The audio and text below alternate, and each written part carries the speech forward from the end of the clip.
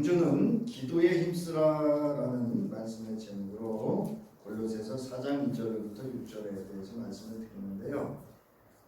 계속해서 우리가 신앙의 기본이 뭔가를 이제 살피고 있습니다. 여러분 그 원고에 보듯이 이런 걸 잘 알고 계셔야 돼요. 자, 우리 신앙의 근본은 뭐라고요? 예배입니다. 예배. 우리가 궁극적으로 하는 모든 신앙의 시작이고 과정이고 결과는 이 예배입니다.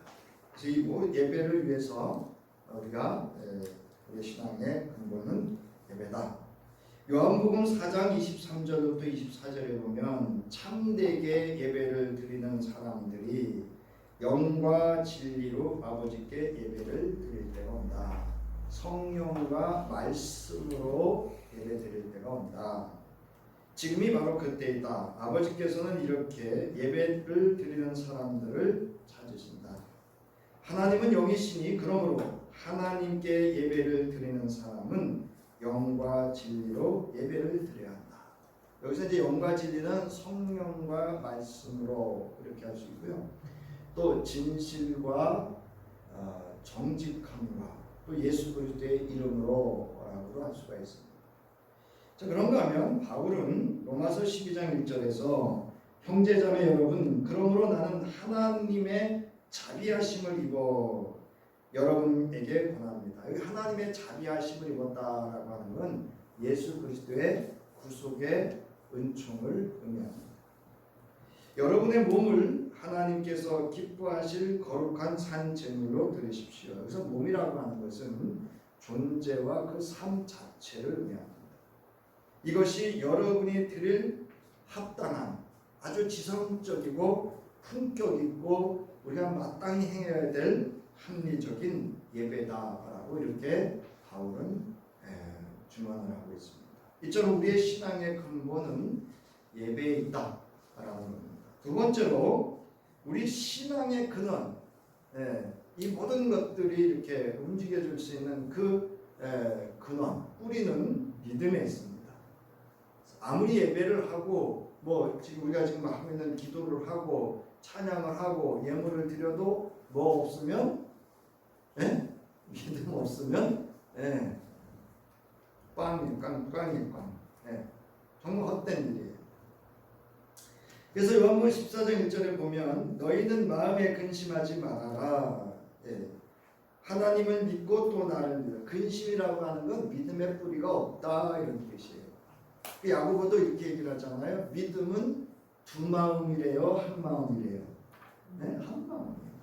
두 마음, 의심을 품는 거, 근심은 의심을 품는 거예요. 거기는 예수 그리스도에 대한 신앙 고백과 확신과 거기에 대한 다른 믿음이 없는 겁니다. 사도행전 16장 30절로부터 31절에 보면 베드로가 성령의 강림하신 역사 속에서 예루살렘에서 복음을 전할 때 그 복음을 들었던 이들이 이렇게 말합니다. 두 사도님, 내가 어떻게 해야 구원을 얻을 수 있습니까? 그들이 대답했다. 사도들입니다. 주 예수를 뭐하라? 믿으라. 우리의 믿음은 예수 그리스도를 믿는 데 있습니다. 이게 우리 믿음의 근원입니다. 자, 로마서 1장 16절부터 17절에 보면 나는 복음을 부끄러워하지 않습니다. 이 복음은 유대 사람을 비롯하여 그리스 사람에게 이르기까지 모든 어떤 사람요? 믿는 사람을 구원하는 하나님의 뭐라고요? 능력입니다. 그러니까 여러분, 내가 믿는다는 건 이미 나에게 하나님의 능력, 하나님의 구원하심의 그 능력, 이스라엘 백성을 애굽에서 출애굽시켰던 그 구원의 능력이 나에게 있음을 믿으시기 바랍니다. 그러니까 믿음이라, 나의 믿음은 뭐냐? 하나님의 능력입니다. 하나님의 의가 복음 속에 나타납니다. 이 일은 오로지 믿음에 근거하여 일어납니다. 오직 믿음에 근거하여 일어난다는 얘기는 하박국서 2장 4절의 말씀을 바울이 이제 인용한 거예요. 이것은 성경에 기록한 바 이 의인은 믿음으로 살 것이다. 제가 잘못 말씀드렸어요. 의인은 믿음으로 살 것이다 라고 하는 것이 하박국 2장 4절의 말씀입니다. 그래서 여기서 하박국서에서 의인이 어떤 의미인지를 이야기를 하고 있죠. 그러니까 저들이 예물을 갖다 드리고 뭘 해도 뭐가 없어? 예? 하나님의 능력을 믿는 믿음이 없는 거예요. 그거를 이제 이 하박국서에 보면 엄히 책망을 하거든요. 그러면서 오로지 믿음에 근거한다. 뭐가? 하나님의 복음에 나타난 의를 믿는 데 있다. 그래서 하나님의 복음의 의가 나타난 게 뭐냐면 예수 그리스도의 십자가 사건과 부활 사건과 승천하심과 다시 오시는 사건이에요. 그래서 여러분 우리가 무심코 기도할 때가 많은데 하나님 보좌 우편에 누가 계셔요 지금? 예? 예수 그리스도가 계십니다. 이건 무슨 얘기냐면요, 승천하셨다라고 하는 것을 확증하는 거죠. 확신하는 그런 말씀입니다. 자, 그러면 우리 신앙의 시작은 뭐냐는 거예요. 이런 믿음, 우리 믿음의 근원이고 우리의 믿음의 근본인 예배, 이를 위한 그 시작, 신앙의 시작은 따라서요. 기도예요. 기도. 왜냐하면 이 기도가 없으면 우리의 믿음이, 하나님의 능력이 우리 속에서 작동할 수가 없어요. 지속적이고 반복적으로 우리의 일상 속에서, 존재 속에서 유지되지 않습니다. 그런가 하면 우리 예배 또한 그렇습니다. 하나님께서는 너희가 온 마음으로 나를 구하면 나를 찾을 것이요 나를 만나리라 말씀하셨습니다. 또한 네가 나를 부르면 내가 너에게 응답하겠고 네가 모르는 크고 놀라운 비밀을 너에게 알려주겠다라고 하셨습니다. 예수께서는 기도로 하루를 시작하셨고 기도로 사역하였으며 기도로 하루를 마치셨습니다. 무엇보다도 예수께서는 항상 깨어 기도하며 하나님의 뜻을 물었고 십자가 위에서까지도 기도 가운데 하나님의 구원을 이루어 주셨습니다. 제자들에게도 이렇게 기도하라고 기도를 가르치셨고 항상 깨어 시험에 빠지지 않도록 일어나서 기도하라고 말씀하셨어요.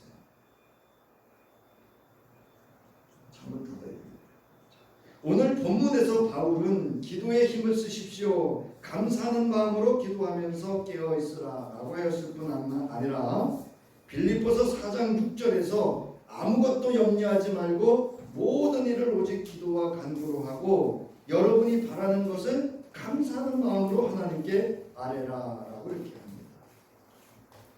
바울은 예수를 만난 이후에 그의 사역과 삶도 모든 것이 기도로부터 시작되었다는 겁니다. 오늘 보는 배경은요, 감옥에 있는 그 바울에게 그의 동역자죠, 에바브라라고 하는 동역자가 찾아옵니다. 더우시면 그 에어컨 켜셔도 돼요. 자, 이 에바브라라고 하는 이 바울의 동역자는 이 골로새 교회의 소식을 가지고 이제 바울에게 골로새 지역에 있는 공동체에 관한 소식을 전합니다. 자, 그래서 이 골로새 교회는 사도들의 가르침을, 즉 복음을 듣고 잘 신앙이 자라고 있고 믿음의 경고에 서고자 하는 그런 결단도 가지고 있고 그런 이야기들을 쭉 좋은 소식을 전합니다.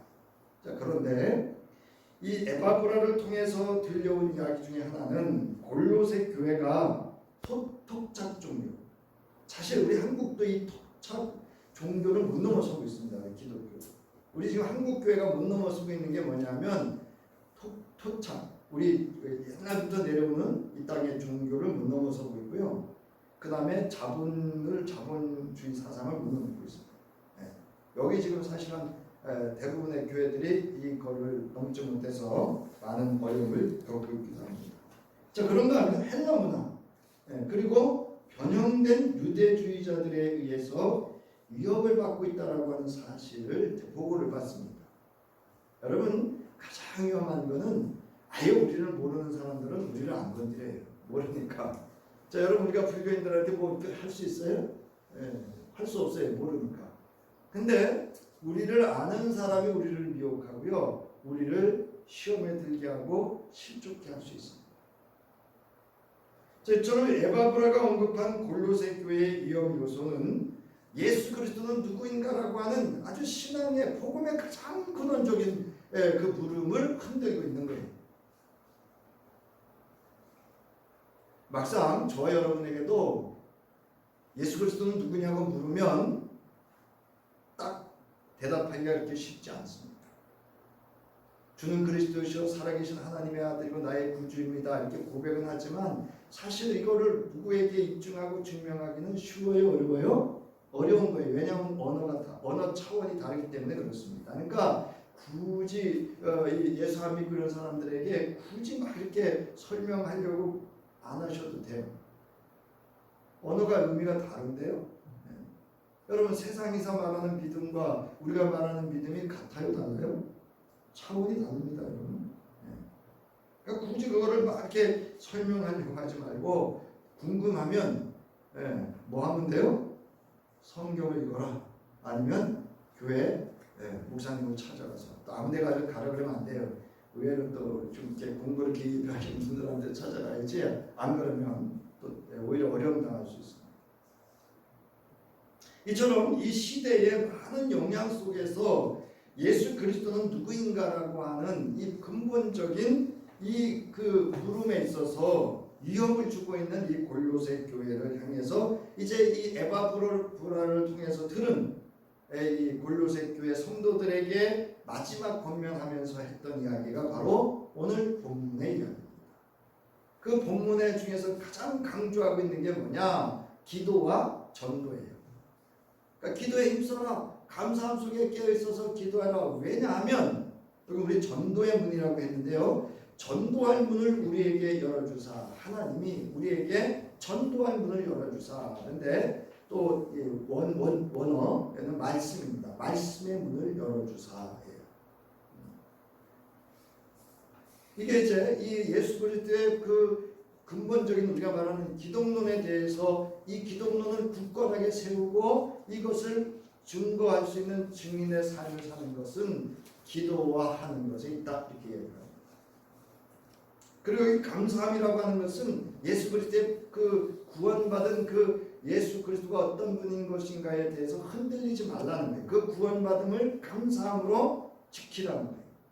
여러분 감사는요 우리의 신앙을 풍성하게도 하지만 우리의 신앙을 굳건히 지키는 신앙 고백이기도 합니다.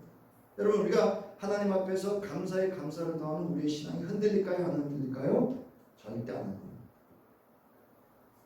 자, 바울은 오늘 본문에서 하나님께서 전도의 문을 우리에게 열어주도록 기도하라고 합니다. 왜냐하면 그것이 교회, 그러니까 골로새 지역 교회의 공동체의 생명이기 때문에 그렇습니다. 그러니까 그 교회가 예수 그리스도의 공동체로서 생명을 유지할 수 있는 아주 근원적인 것이기 때문에 기도하라고 말합니다. 자, 오늘 골로새서 4장이죠. 4장 2절부터 4절에 보면 기도의 힘을 쓰십시오. 감사하는 마음으로 기도하면서 깨어 있으십시오. 또 하나님께서 전도의 문을 우리에게 열어주셔서 우리가 그리스도의 비밀을 말할 수 있도록 우리를 위해서도 기도하여 주십시오. 나는 이 비밀을 전하는 일로 되어 있습니다. 그러니 내가 마땅히 해야 할 말로 이 비밀을 나타낼 수 있도록 기도해 주십시오 라고 합니다. 그러니까 왜 기도해야 되는지를 분명하게 이야기를 하고 있다는 거예요. 이 이야기는 뭐냐면 또 암묵적으로 에바브라가 아까 보고할 때 했죠. 사도들의 가르침, 사도들의 전한 복음을 잘 지키고 있다 그 이야기거든요. 그래서 전도를 언급하고 있는 것은 기도를 통해서 너희가 전해 들은 하나님의 도에 대해서 즉 복음에 대해서 굳건한 믿음을 가지도록 아주 강조해서 권면하는 것이기도 합니다. 자, 바울은 골로새 지역의 예수 공동체에게 요청합니다. 기도에 힘쓰라. 감사하는 마음으로 기도하라. 깨어서 기도하라. 그러면서 바울은 전도 사역을 위한 기도도 함께 부탁을 했습니다. 이게 이제 오늘 본문의 배경이면서 핵심적인 내용이기도 합니다. 자, 그러면 우리 본문과 함께 적용할 텐데요. 먼저 바울은 이렇게 기도하기를 요청합니다. 뭐라고 요청했어요? 따라서 기도에 힘쓰라. 개역개정은 기도를 항상 힘쓰라 이렇게 되어 있어요. 자, 기도에 힘써라. 그런데 여기 기도라고 하는 것은 여기 나와 있어요. 뭐뭐 앞에서 간구하다, 요청하다 이런 뜻이에요. 그래서 이거를 이제 종교적인 용어로 하면은 특히 우리 기독 용어로, 기독교 용어로 하면 하나님께 드리는 기도의 형식과 장소를 의미하는 것입니다. 그러니까 이거는 뭐냐면 정하여 하는 기도예요. 일정하게 규칙적이고 지속적이고 반복적으로 기도하라는 의미를 가지고 있습니다. 그 다음에 여기 힘쓰다라는 것은, 힘쓰다라고 하는 것은 거기 중간쯤 있죠? 끈기를 가지고 지속적으로 행하는 모습을 의미해요. 우리 신앙은 뭐 저나 여러분이나 대부분 롤러코스터를 타요. 롤러코스터 아시죠? 이렇게 쫙 올라갔다가 확 쳐갔다 이렇게 올라가요. 네. 사실 우리 신앙은 이렇게 계속 올라가야 되죠. 어디까지? 네? 하늘까지. 하나님의 그 영역까지 이렇게 가야 돼요. 요즘 이제 강릉이 어제 좀 비가 와서 1점 몇 센치인가 올라왔대죠. 100mm 정도 왔다고 제가 뉴스를 듣는다. 그걸로 안 됩니다. 그러니까 제가 듣기로는 800 얼마가 와야 되는데, 거기 이제 금년까지 이렇게 9월 달까지 와야 돼. 800 얼마가 와야 되는데 지금 400 얼마가 왔대요. 거기다 이제 100mm가 더 온 거예요. 아직 300mm가 부족한 거예요. 제가 지난 9월 11일 날 감사협의회 강릉중앙감리교회에서 있어서 다녀왔잖아요. 화장실 갔다가요, 물 손 씻으려고 그랬다가 얼른 불을 껐어요. 우리가 쓰고 있는 물줄기의 10분의 1밖에 안 나와요. 얼마나 이렇게 순간 미안한 마음이. 그 교회 카페 운영을 못해요. 제가 무슨 말씀을 드리려고 하냐면, 여러분 뭐 들은 이야기입니다만, 인디언들은 가물면 기도를 언제까지 한다고요? 키울 때까지 한다잖아요. 그래서 제가 이제 가서 이제 농담 삼아 그런 얘기를 했습니다만은, 참 강릉은 참 묘하다. 그 강릉 바다가 얼마나 갖고 와요, 그죠? 그 물이 차고 넘치잖아요, 바다가. 그 물을 못 쓰잖아요. 우리 인생도 마찬가지예요. 세상은 지금 바닷물과 같이 우리의 생명을 유지할 수 있는 그런 근원적인 생명수가 될 수 없습니다. 사람들은 지금 마음은 거기서 살지만, 저와 여러분은 뭐예요? 예수 그리스도로 말미암은 하늘이 주는 생명수를 마시기 위해서 오늘도 이 땅에서 또 이곳에서 예배하고 예수 그리스도와의 깊은 말씀과 또 우리 신앙의 삶을 사는 데 있습니다. 자, 여기 보면 항상 힘쓰라라고 하는 것, 여러분 끈기를 가지고 지속적으로 행하는 모습이에요. 여러분 기도하실 때 응답받았다고 적고 응답 안 하신다고 적고, 그래서 이래저래 기도를 적으면 기도 안 됩니다. 안 되면, 여러분 기도 안 되면 나만을 위해서가 아니라 그 누군가를 위해서도 우리 기도의 영역을, 기도의 영역의 확장을 넓혀갈 수 있기를 주의 이름으로 축원합니다. 기도를 쉬면 안 돼. 자, 이는 기도를 어떻게 할 것인가에 있어 기도의 태도를 말하는 것으로 지속적이고 끈기, 인내함을 갖고 기도의 자리에서 꾸준히 힘써 기도하여 줄 것을 바울이 요청하는 거예요. 우리도 끈기를 갖고 계속하여 기도하는 일에 힘써야 돼요. 그러니까 여러분 이제 자녀들이 나갔잖아요. 그럼 방 한 칸쯤이 비잖아요. 저희 어머니처럼 그 한 칸을 기도처소로 삼으세요. 뭐 이렇게 짐도 넣어놓으시고 그래도 그 한쪽으로 이렇게 놓고 예배상 하나 갖다 놓으시고 거기를 기도 영역으로 삼고 기도하시면 됩니다. 자, 두 번째, 감사하는 마음으로 기도하라는 거예요. 감사하는 마음. 그래서 여기서 감사하다라는 이 단어는요, 감사하는 태도를 의미하기도 하지만 감사함을 보여주는 표현이에요. 표현. 네. 여러분 감사하는 것도 표현해야 감사. 그런 걸 꼭 말해야 돼? 아니면 말해야 돼? 그러면 여러분, 내가 고맙습니다, 감사하다고 표현하면 관계도 좋아질 수 있지만 내 마음이 어떻게 돼요? 네? 여러분 풍성해집니다. 내가 고맙다 인사하고 내가 감사하다고 표현하면 내 마음이 풍성해져. 자, 그래서 이 저를 직역을 하면 감사함 가운데서 그것 안에서 이런 뜻이에요. 여러분, 이 바울의 신앙이 이렇게 오로지 기도와 말씀을 전하는 사역에 목숨 걸고 생명 걸고 할 수 있었던 건 뭐냐면요, 감사함이었습니다. 우리 주 예수 그리스도의 구속의 은혜에 대한 부활하신 예수 그리스도를 만난 그 순간, 그 모든 것에 바울의 모든 신앙과 사역은 바로 그 구원하심의 감사로부터 그 안에서 있었다는 거예요. 그래서 데살로니가 전서의 5장 16절부터 18절에 이게 바울 신앙입니다. 항상 기뻐하십시오. 끊임없이 기도하십시오. 모든 일에 감사하십시오. 이것이 그리스도 예수 안에서 여러분에게 바라시는 뭐라고요? 바라시는 하나님의 뜻이에요. 우리에게 바라는 게 뭐냐? 우리 예수 믿고 하나님께서 우리가 예수 믿고 우리가 이렇게 살아가기를 바라는 게 뭐냐? 항상 기뻐하고 쉬지 않고 지속적으로 끊임없이 기도하고 범사에 감사하는 데 있어. 여러분, 기도와 감사는 동전의 양면과 같은 거예요. 항상 기도와 감사는 성도에게 있어서 분리될 수 없는 영적 덕목으로서 참된 기도자는 기도의 근거가 감사이며 동시에 감사하기에 성도는 기도할 수밖에 없는 거예요.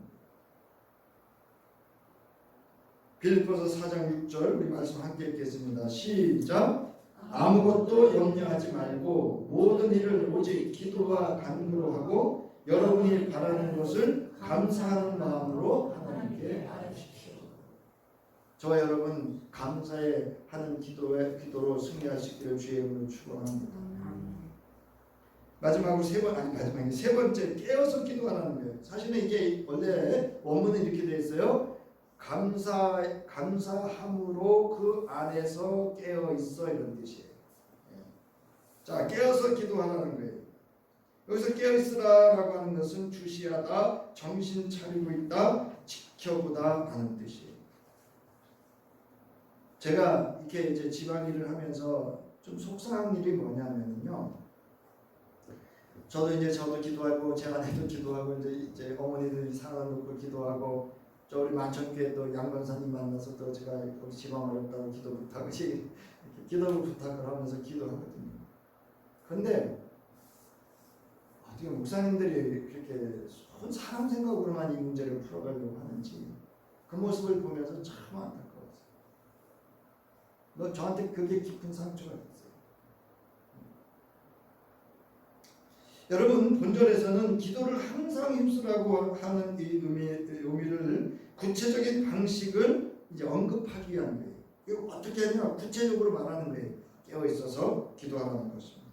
그래서 이 깨어 있다라고 하는 것은 주의 깊은 마음을 가지고서라는 뜻이에요. 여러분, 기도하는데 아무 생각 없이 여러분 주술하듯이 연부는 좀 그 표현이 그렇죠? 주술하듯이 하시면 안 돼요. 내가 무슨 기도를 하는지요 한 절 한 절 한 문장 한 문장 그 의미를 알고 기도하셔야 돼요. 이게 깨어있는 기도입니다. 이게 살아있는 하나님 앞에 드리는 기도예요. 그 다음 페이지. 그래서 주와 함께 깨어서 기도하고 깨어있는 사람을 말합니다. 예수께서 겟세마네 동산에서 기도하실 때 제자들에게 뭐라고 말씀하셨어요? 나와 함께 있어 모아서 깨어 기도하라 이렇게 말씀하셨어요. 이게 여러분 깨어 기도하는 거예요. 즉 내가 깨어 기도한다는 건 내가 지금 나와 누가 함께하고 있음을 믿는 거예요. 예수 그리스도가 함께하고 있는 그것을 믿는 기도가 깨어있는 기도예요. 이처럼 기도는 예수와 함께 깨어있는 것입니다. 이렇게 예수와 함께 깨어 기도할 때에 시험에 빠지지 않습니다. 여러분 잘 보세요. 교회에서 시험 드신 분들, 실족하신 분들 얘기 잘 들어보세요. 그게 기도하고 하는 얘기인지 사람의 생각과 판단인지 여러분도 거기에 이렇게 훅 동조하지 마세요. 여러분도 그거 들을 때 기도하는 마음으로 들으면서 분별을 하셔야 돼요.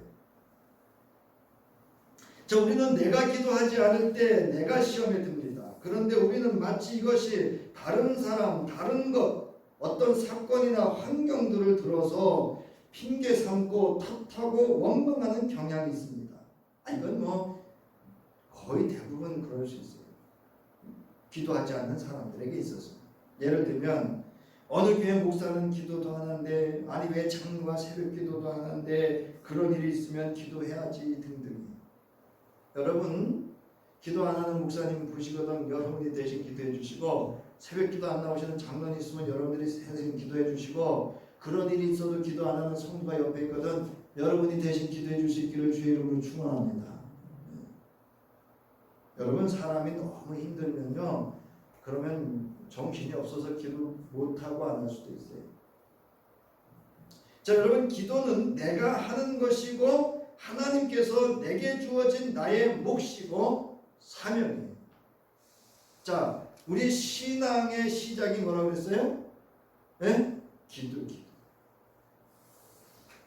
자, 이 한 사람의 기도가 나라를 구할 수도 있고요, 교회와 가정을 살릴 수도 있습니다. 또한 나 자신과 나와 관계 있는 이들에게 하나님의 크고 놀라운 일들을 경험하게 할 수 있습니다.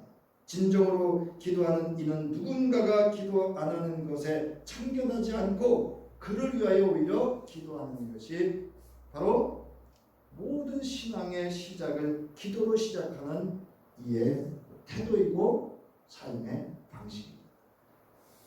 이제 우리는 항상 깨어 기도해야 합니다. 그렇지 않으면 시험에 들게 됩니다. 이것은 베드로가 베드로전서 5장 8절에서 말씀하고 있습니다. 정신을 차리고 깨어 있으십시오. 그렇지 않으면 뭐예요? 여러분의 원수 마귀가 우는 사자같이 삼킬 자를 찾아 두루 다니고 있다. 그러면서 하시는 말씀이 뭐예요? 기도할 때 하나님께서 굳게 세워주시고 강하게 하시고 기초를 튼튼하게 해주신다. 그러니까 여러분, 우리가 기도가 없으니까, 기도의 우리의 신앙의 시작이 기도 없이 시작하니까 이 굳게 세워짐과 강하게 함과 기초를 튼튼히 할 수 없는 거예요. 그러니까 조금만 뭐하면 흔들리고 쓰러지고 시험에 들고 실족하는 거예요. 우리 이제 바울이 오늘 기도에 힘쓰고 감사로 기도하고 항상 깨어 기도할 것을 공면하였습니다. 사실 오늘 여기까지 말씀을 전하려고 했어요. 자, 그런데 사실은 기도에 제가 기도에 여러 유형들이 있거든요. 이걸 또 정리하면 뭐 치유의 기도, 뭐 따라하는 기도, 감사의 기도, 뭐 이렇게 쫙 있어요. 새벽 기도, 이렇게 뭐 금식 기도 쫙 있거든요. 그거를 말씀을 드리고 싶어서 이제 준비하다가 이제 이렇게 되는 건데, 사실은 이제 그거를 오늘 이제 요 다음 이어서 간단하게 세 가지로 말씀드리면서 그거는 설명 안 하려고 합니다. 언제 기회가 되면 뭐 치유의 기도에 대해서 좀 더 살펴보고 뭐 이렇게 있어요. 이런 기도를 좀 살펴볼까 합니다. 자, 그래서 오늘은 이 바울의 본문과 함께 기도에 힘쓰고 감사 속에 기도하고 깨어 기도하는 이 기도로 살아가는 것에 대해서 우리가 좀 살펴보려고 합니다. 자, 기도로 살기예요. 어떻게 기도하는가 하는 기도의 유형 또 방법은 여러분 참으로 다양해요. 이걸 다 일일이 말할 수 없는데, 사실 간단히 정리하면 이거예요. 우리의 의식과 우리의 삶의 모든 방식, 믿음의 방식은 기도로 이거예요. 그러니까 다 이게 기도입니다. 자, 그런데 오늘은 기도는 어떻게 할 것인가에 대하여 이렇게 기도하라고 우리가 그 많은 것들 중에서 이렇게 단정 지을 수는 없지만, 오늘 우리의 일상 가운데에서 할 수 있는 기도는 무엇인지를 간략하게 세 가지로 나누어서 살펴보면서 적용해 보고자 합니다. 자, 먼저 따라서 기도로 하루를 열라. 기도로 하루를 시작하는 거예요. 우리의 신앙의 시작도 기도이지만 우리 하루의 시작도 기도입니다. 요즘은 참 이게 전에는 그런 모습들을 많이 봤어요. 기도, 차량 운행할 때도 기도하고요, 식사할 때도 기도하고, 그죠? 차 한잔을 줘도 기도하고요. 이걸 많이 전했는데 요즘 이 모습이 보기 힘들어요. 가끔 제가 이제 동역자들하고 식사할 때도 보면 그냥 식사하시는 분들이 종종 있어요. 뭐 이거는 우리 목회자들만이 아니에요. 성도님들도 그렇고 장로님들에 보면 기도 안 하고 식사하시는 분들이 종종 있어요. 이게 틀렸다 잘못됐다는 얘기를 하는 게 아니에요, 지금. 자, 우리는 아침에 눈을 열면 우리의 입술을 열어 하나님께 기도하며 하루를 열었으면 좋겠습니다. 시편 5편 3절 함께 읽겠습니다. 시작. 주님, 새벽에 드리는 나의 기도를 들어주십시오. 새벽에 내가 주님께 나의 사정을 아뢰고 주님의 뜻을 기다리겠습니다. 이건 새벽 기도만 말하는 거 아니에요. 아침에 눈을 딱 침상에서 눈을 딱 뜨면 하는 기도입니다.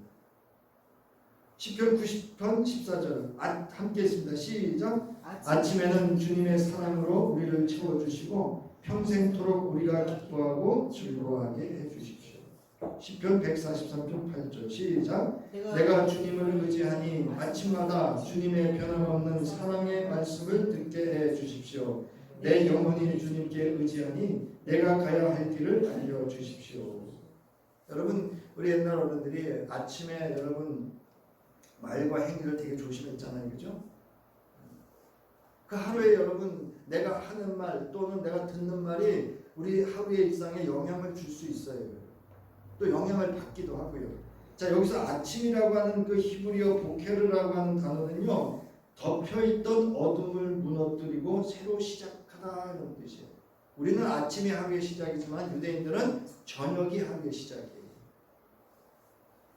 그래서 그 하루의 시작인 어둠으로부터 시작된 하루가 이제 아침을 맞이해서 하나님 이 세상의 빛이 되시고 이 세상의 창조주 되시고 우리의 구원자이고 인도자이신 하나님과 함께 새 희망을 품고 하나님의 새로운 역사를 경험을 여는 하루로 시작하는 게 유대인들의 아침입니다.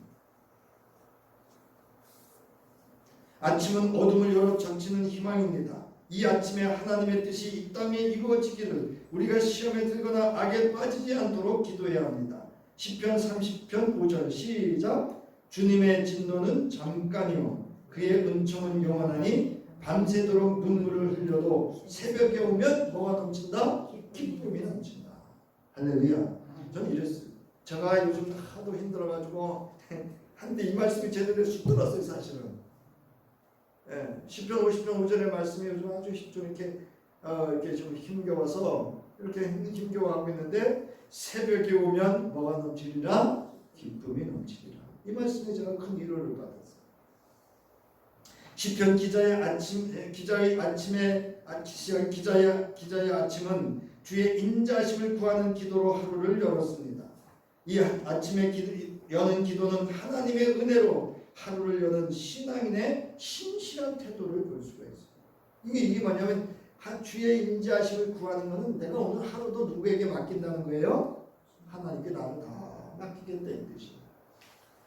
이렇게 하루의 아침을 기도로 여는 이는 하나님께서 도우십니다. 시편 46편 1절부터 5절에 보면 5절 보세요. 나와있죠? 5절 시작. 하나님이 그 성 안에 계시니 그 성이 흔들리지 않는다. 동틀녘에 하나님이 뭐한다고요? 도와주신다. 여러분 또한 이 아침에 기도로 하루를 여는 이 아침은 여러분 누군가 나 자신과 함께 누군가를 위해서 여러분 축복으로 하루를 열어줬으면 좋겠어요. 아침에는 여러분 될 수 있으면 축복의 기도를 많이 해줄 수 있기를 바랍니다. 자, 두 번째, 살아있는 기도로 하루를 사는 거예요. 예수께서도 오늘 본문에 바울도 깨어 기도하라고 합니다. 특히 바울은 감사함 가운데 깨어 기도에 힘쓰라 이렇게 얘기해요. 하루를 살아있는 기도로 살아가는 사람이 감사함으로 깨어 기도하는 사람. 우리는 살아있는 기도로 하루를 살지 않으면 내가 내 능력으로 잘 살아낸 것 같을지라도 그것을 이루시고 성취하시는 것은 하나님의 뜻과 그 손에 달려있다라고 하는 것을 잊은 것뿐입니다. 여러분 내가 아무리 열심히 살고요 내 능력으로 살고요 제가 이렇게 이제 신앙생활 오래 했잖아요. 또 목회들 이렇게 했잖아요. 제가 해보니까요 따라하세요. 내가 할 일이 있고 하나님이 하실 일이 있더라고요. 제가 할 일이 있고요 하나님이 하실 일이 있는데 우리는 자꾸 뭐 하는지 아세요? 좀 표현이 그런데 하나님이 하시는 일에 자기가 나서서 설레발거리다. 그래서 때로는요 하나님이 하실 일이 무엇인지도 물어야 되고요 내가 할 일이 무엇인지를 분별할 수도 있어야 되지만 때로는 기다릴 수도 있어요. 우리 인생 살아보세요. 내가 할 수 있는 일이 있어요. 그죠? 누가 도와줄 수 있는 일이 있어요. 그죠? 그러나 그 외에 할 수 없는 일들이 있어요. 이거를 하나님이 하신다고 믿는 게 저와 여러분의 신앙 아니겠어요? 하루를 살아가는 데 있어 기도로 깨어있고 깨어 기도하는 것, 즉 살아있는 믿음으로 살아있는 기도로 산다는 것은 기도로 또 믿음으로 삶의 씨앗을 심는 것과 같기 때문입니다. 기도로 심고 선함으로 심은 것은 하나님께서 자라게 하시고 때가 되면 응답하시고 열매로 거두게 하실 것을 여러분 믿으시기 바랍니다. 갈라디아서 6장 7절부터 9절에 되잖아요. 사람이 무엇으로 심든지 뭐 한다고요? 그대로 거두리라. 제가요 텃밭에 지금까지 콩 심었는데 팥난 적 없고요, 무 심었는데 배추 난 적 없어요.